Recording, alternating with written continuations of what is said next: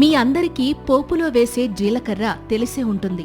అయితే ఈ జీలకర్ర ఆయుర్వేదంలో ఔషధంగా ఉపయోగించేవారని మీకు తెలుసా? ఏంటి, జీలకర్ర వంటలకు రుచినే కాదు, అనారోగ్యానికి మందులా కూడా పనిచేస్తుందా అని ఆశ్చర్యపోతున్నారా? అవును, మీరు విన్నది నిజమే. ఈ జీలకర్రలో ఉండే ఔషధ గుణాలు 1 కాదు 2 కాదు, ఏకంగా 9 రకాల ఆరోగ్య సమస్యలను నయం చేయడంలో సహాయపడతాయని ఆయుర్వేద నిపుణులు చెప్తున్నారు. మరి అవేంటో ఇప్పుడు తెలుసుకుందాం. ముఖ్యంగా జ్వరంతో బాధపడేవాళ్లు జీలకర్ర, బెల్లం కలిపి తీసుకుంటే నార్మల్ జ్వరాలతో పాటు వైరల్ జ్వరాలు కూడా తగ్గే అవకాశం ఉంటుంది.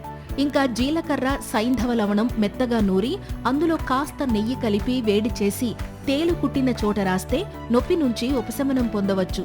ఇక నాలుక రుచి కోల్పోవడం వల్ల వచ్చే అరుచితో బాధపడేవాళ్లు జీలకర్ర, ధనియాలు రెండింటినీ కలిపి కషాయం చేసుకుని అందులో కొంచెం నెయ్యి కలిపి తీసుకుంటే ఆ సమస్య నుంచి ఈజీగా బయటపడొచ్చు. ఇంకా ఎక్కిళ్లతో ఇబ్బంది పడేవాళ్లు జీలకర్రలో బెల్లం, తేనె కలిపి దంచి నోట్లో పెట్టుకుని చప్పరిస్తే ఎక్కిళ్లు తగ్గే అవకాశం ఉంటుంది.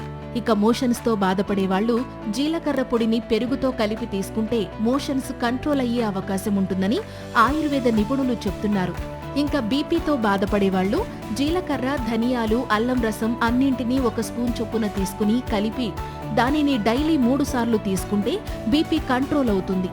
అలాగే పాలిచ్చే తల్లులు జీలకర్రను వేయించి నేతితో కలిపి తీసుకుంటే వాళ్లల్లో పాలు పెరిగే ఛాన్స్ ఉంటుంది. అయితే జీలకర్ర ఎన్ని ఆరోగ్య ప్రయోజనాలు కలిగించినప్పటికీ దీనిని ఉపయోగించే ముందు ఆయుర్వేద వైద్యుని సలహా తప్పకుండా తీసుకోవాలి. ఈ సమాచారం మీకు నచ్చినట్లయితే ఈ వీడియోని లైక్ చేసి మీ ఫ్రెండ్స్ అండ్ ఫ్యామిలీ మెంబర్స్ కి ఇప్పుడే షేర్ చేయండి. ఇలాంటి మరిన్ని హెల్త్ వీడియోస్ కోసం వెంటనే మా ఛానల్ని సబ్స్క్రైబ్ చేసుకోండి. Thank you.